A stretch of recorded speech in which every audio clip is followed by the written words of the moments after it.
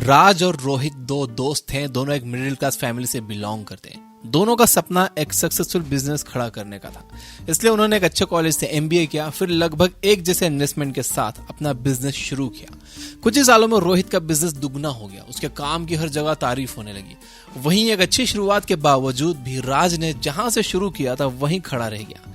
एक जैसी क्वालिफिकेशन, एक जैसी इन्वेस्टमेंट, फिर ऐसा क्या था रोहित में कि वो कामयाब होता चला गया और राज वहीं रह गया।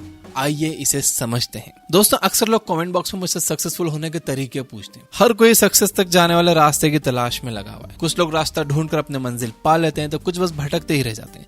आइए इस वीडियो के जरिए जानते हैं कि आखिर वो कौन सी बातें हैं जो किसी को सक्सेसफुल तो किसी को अनसक्सेसफुल बनाती हैं। चाहे बात हो 10वीं पास धीरूभाई अंबानी की या फिर अपने घर से 3 रुपए किलो में डिटर्जेंट बेचने से लेकर $640 मिलियन के टर्नओवर वाली निरमा के मालिक करसन भाई पटेल की, या फिर रेस्टोरेंट में बर्तन साफ करने से लेकर 26 आउटलेट वाले डोसा प्लाजा के मालिक प्रेम गणपति की। आखिर क्यों ये लोग बिना डिग्री के सक्सेसफुल हुए? इससे एक बात तो साबित हो जाती है दोस्तों कि सक्सेस किसी डिग्री या विरासत के मोहताज नहीं है। उसके लिए बस एक छोटी सी चीज की जरूरत होती है और वो है थिंकिंग। सही वे ऑफ थिंकिंग ही वो चाबी है जो आपकी किस्मत के दरवाजे खोल सकती है। इसी से कामयाबी का हर सफर शुरू होता है, क्योंकि हम जो सोचते हैं वैसा ही एक्ट करते हैं। इनफैक्ट बिना सोचे तो हम 4 कदम चल भी नहीं सकते। यानी सक्सेसफुल होने के लिए जरूरी है सही एक्शंस, और सही एक्शंस के लिए जरूरी है सही थिंकिंग। एक सक्सेसफुल इंसान क्या सोचता है, कैसे सोचता है, ये समझने से पहले आप जरा ये सोचिए कि वो कौन सी चीजें हैं जो आपको किसी भी काम को करने से रोकती हैं। आइए मैं आपकी मदद करता हूँ।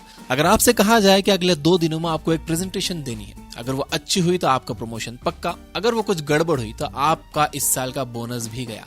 अब बताइए आप में से कितने लोग इस चैलेंज को एक्सेप्ट करेंगे?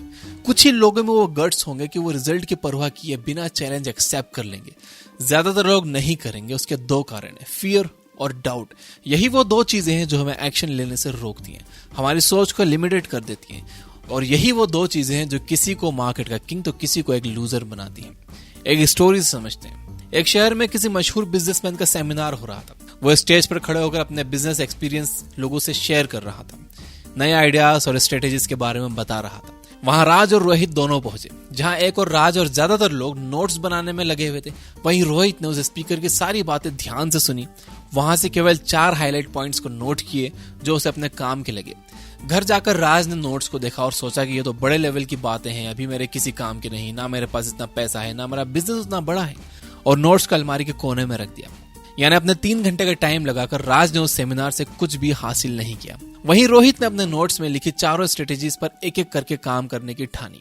उसने सक्सेसफुल लोगों के वीडियोस देखे, पॉडकास्ट सुने, उस फील्ड में ऑलरेडी जो लोग काम कर रहे थे उन्हें ऑब्जर्व करना शुरू किया, और जिन लोगों को अप्रोच कर सकता था, जिनसे बात कर सकता था, उन लोगों से उसने बात की, उस फील्ड की सारी जानकारी जुटाई। उसने किताबों से नॉलेज लेना शुरू किया।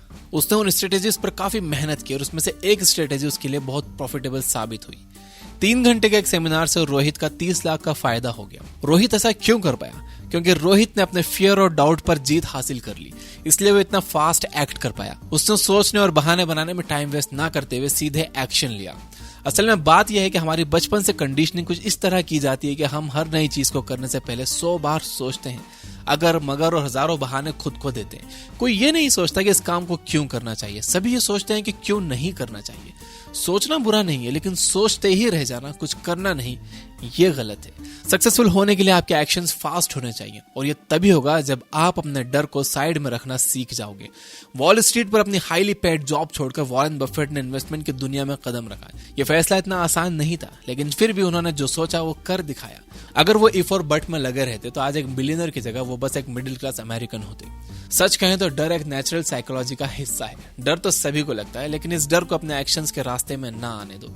इससे जीतने का एक छोटा सा तरीका यह है कि आप जो भी काम शुरू करना चाहते हो उसके पॉसिबल आउटकम को एक जगह नोट करो और फिर देखो कि ज्यादा से ज्यादा क्या हो सकता है। आप फेल हो जाओगे या एक्सपेक्टेड प्रॉफिट नहीं मिलेगा, लेकिन इससे जिंदगी तो खत्म नहीं होती ना। हर सक्सेसफुल इंसान अपनी लाइफ में कामयाबी से ज्यादा फेलियर का स्वाद चखता है, लेकिन जब एक बार आपको सक्सेस मिल जाती है तो कोई आपके फेलियर्स की लिस्ट को याद नहीं रखता।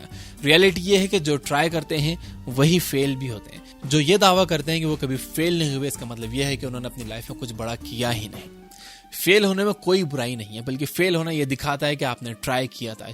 शायद इसीलिए कहते हैं ना कि एक बार आजमा कर तो देखो। सक्सेस मिलेगी या एक्सपीरियंस, और दोनों ही लाइफ पे इंपॉर्टेंट हिस्से हैं। अब आते हैं डाउट पर। आपको पता है कि दुनिया में 90% लोग अपनी पॉसिबिलिटीज और कैपेबिलिटी को लेकर खुद को अंडर एस्टिमेट करते हैं। मैं ये नहीं कर सकता, मुझे ये नहीं आता, अरे मेरे पास तो पैसे नहीं है, मैं कैसे करूंगा। असल में ये सब बहाने हैं। हम कुछ ना कर पाने का सारा blame society, education system, parents, government और यहाँ तक कि ऊपर वाले पर डाल देते हैं। जबकि सक्सेसफुल लोग ये समझते हैं कि अपने हर एक्शन के लिए वो खुद जिम्मेदार हैं। अपने हर लॉस, हर प्रॉफिट की जिम्मेदारी उनकी ही है। और वो ना सिर्फ अपने फेलियर्स और गलतियों की जिम्मेदारी लेते हैं, बल्कि उन्हें ठीक करने की भी जिम्मेदारी लेते हैं। आइए देखते हैं कि डाउट आपको कैसे सक्सेस के रास्ते पर चलने से रोकता है। मान लो कि आप लोगों को इंस्पायर होना चाहते हो, अपना मोटिवेशनल पेज और यूट्यूब चैनल शुरू करना चाहते हो। आपके दिल में ये सपना तो है, लेकिन आपके मन में एक डाउट है कि मुझे तो डिजिटल वर्ल्ड के बारे में कुछ नहीं पता, मुझे चैनल बनाना भी नहीं आता, ना ही वेब डिजाइनिंग आती है, हर चीज आउटसोर्स करवाने के पैसे भी नहीं है, यानी कुल मिलाकर मैं ये काम नहीं कर सकता। Idea dropped. ज्यादातर लोगों का थिंकिंग प्रोसेस ऐसा ही होता है। वहीं एक सक्सेसफुल होने वाला इंसान क्या सोचेगा, ओके, मुझे चैनल बनाना नहीं आता, तो ये मेरा काम है कि मैं उसे सीखूं।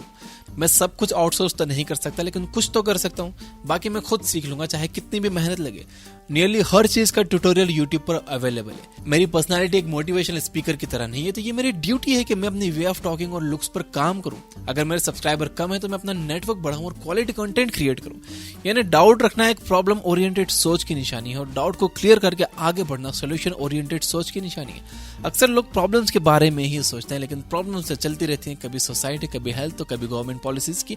लेकिन हमें प्रॉब्लम नहीं, बल्कि उसके सोल्यूशन पर फोकस करना चाहिए। क्या नहीं, उसके बारे में अफसोस करने के बजाय उसे साम दाम दंड भेद से हासिल करने की कोशिश करनी चाहिए। एक रियल एग्जांपल बताता हूं आपको। एक बार की बात है, गुजरात के नरोदा में धीरूभाई अंबानी ने रिलायंस की पहली टेक्सटाइल फैक्ट्री शुरू की थी। फैक्ट्री की कुछ मशीन्स के स्पेयर पार्ट्स खराब हो गए थे, उन्हें अर्जेंटली मुंबई से मंगवाने थे, लेकिन देश में चल रही थी ट्रांसपोर्टर्स की स्ट्राइक। यहाँ पर अगर कोई प्रॉब्लम ओरिएंटेड सोच वाला इंसान होता तो वो ट्रांसपोर्टर्स की स्ट्राइक के खत्म होने के इंतजार में फैक्ट्री बंद करके बैठ जाता कि जब स्ट्राइक खत्म होगी तब पार्ट्स मंगवाएंगे भैया, फिर काम शुरू करेंगे।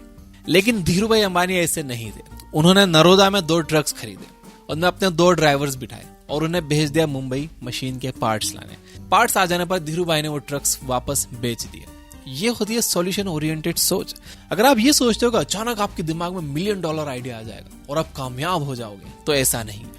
हर बड़ी चीज की शुरुआत छोटी ही होती है। तो कुछ बड़ा होने या किसी चमत्कार के इंतजार में बैठने से अच्छा है कि अपने सपने तक बढ़ने के छोटे छोटे स्टेप्स लेना शुरू करो। जो लोग आज सक्सेस की बुलंदियों पर हैं, वो भी कभी हम में से ही एक थे। बस फर्क सिर्फ इतना है कि हम वक्त और हालात के हिसाब से अपना सपना बदल लेते हैं, और वो अपने सपने के हिसाब से अपने वक्त और हालात बदल लेते हैं।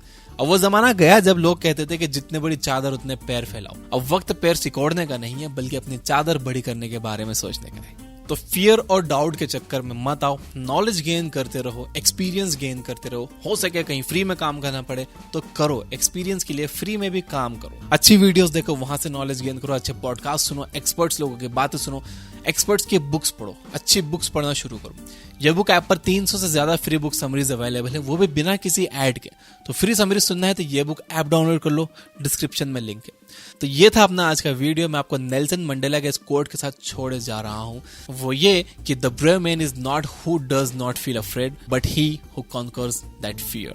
यानी बहादुर वो नहीं जो डरता नहीं, बल्कि वो जो अपने डर पर जीत हासिल कर ले। वीडियो पसंद है तो इसे लाइक जरूर करना। Finally, you guys are amazing.